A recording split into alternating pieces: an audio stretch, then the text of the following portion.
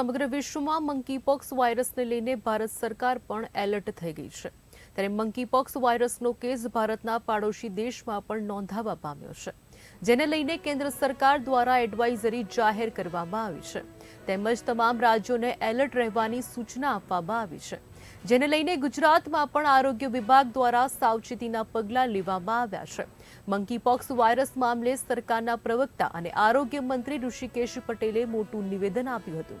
ઋષિકેશ પટેલે નિવેદન આપ્યું હતું કે મંકીપોક્સ વાયરસ અંગે કેન્દ્ર સરકારે એડવાઇઝરી જાહેર કરી છે, તેમજ એરપોર્ટ પર સર્વેલન્સ સહિતના પગલાઓ લેવામાં આવ્યા છે।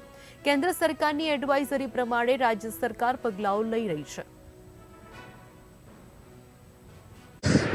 અત્યાર સુધી આખા ભારતમાં 30 જેટલા કેસ મળ્યા છે અને છેલ્લો કેસ આપણને કદાચ જાન્યુઆરીમાં મળ્યો છે, જાન્યુઆરી 24માં।